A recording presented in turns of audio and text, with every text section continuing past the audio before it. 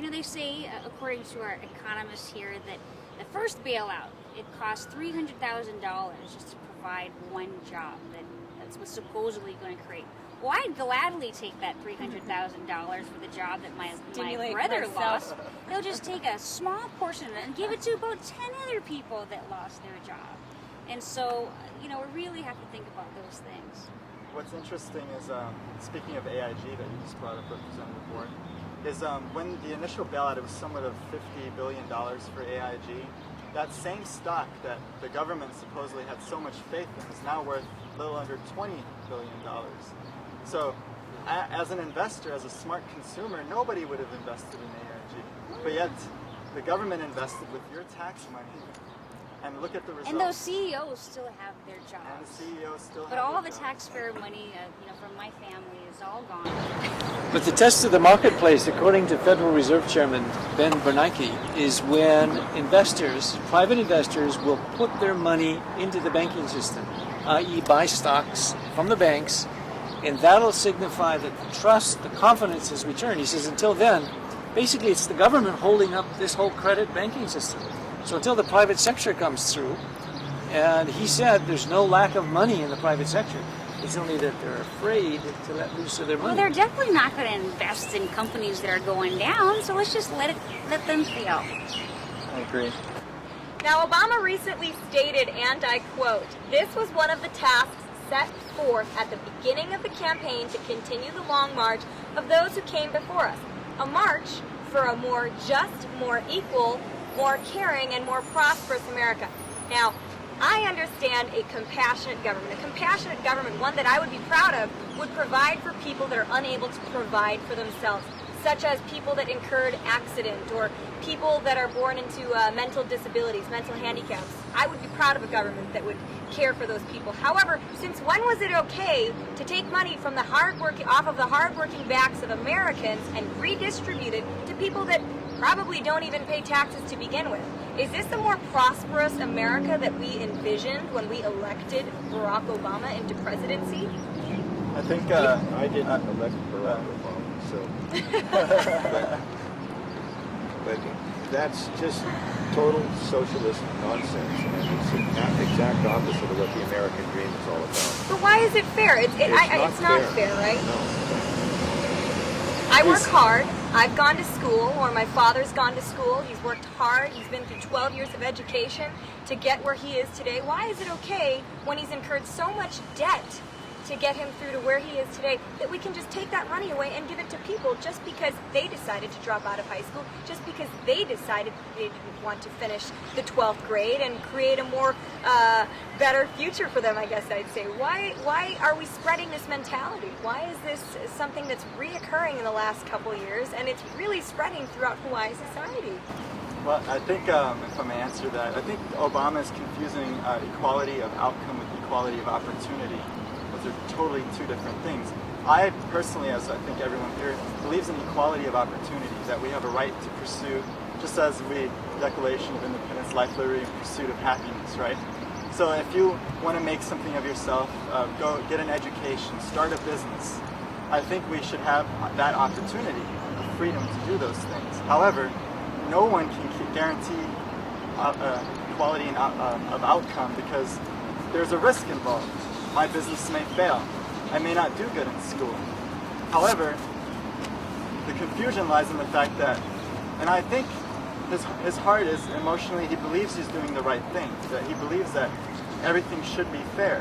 However, as we know, in countries that utilize that model of socialism has undoubtedly failed, because you can't guarantee that you won't fail because if the government is giving you a welfare check, because your business is failing, basically corporate welfare, you're not rewarding innovation, you're rewarding failure.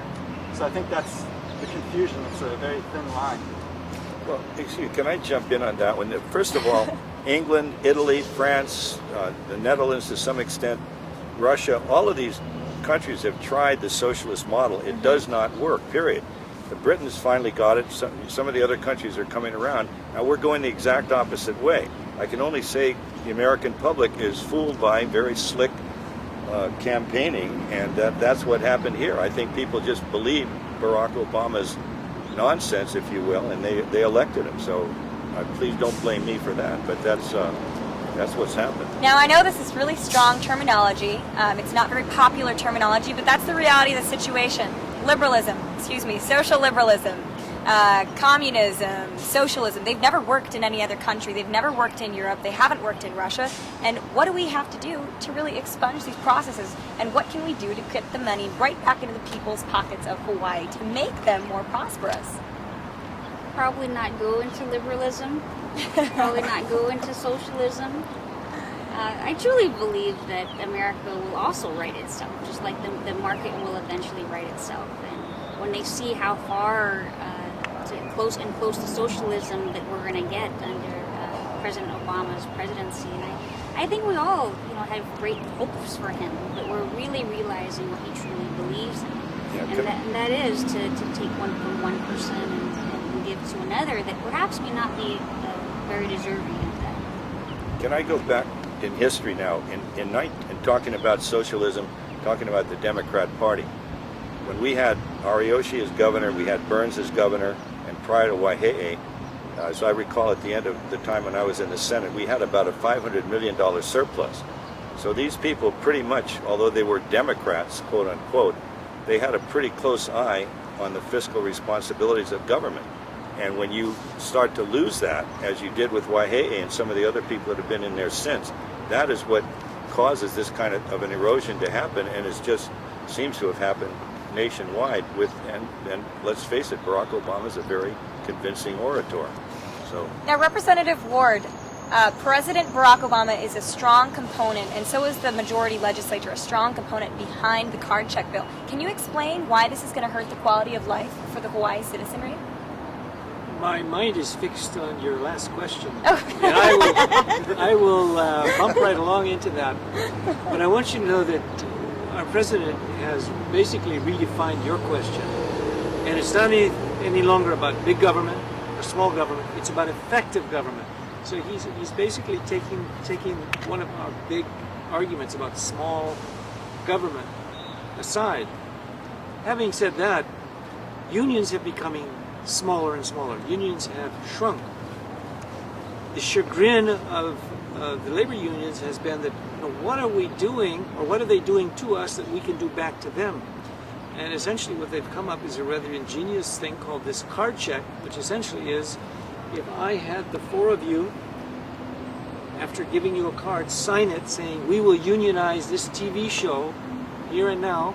What's the name of our program? Better Government? Better Government. We will become unionized if three, we've got 5 people, so 3 of us could unionize, not with a secret ballot. And what it does, and where it's a sacred and very sensitive issue, it takes away the secret ballot. Heretofore, if we did unionize, however you guys voted would be up to you. No one would know.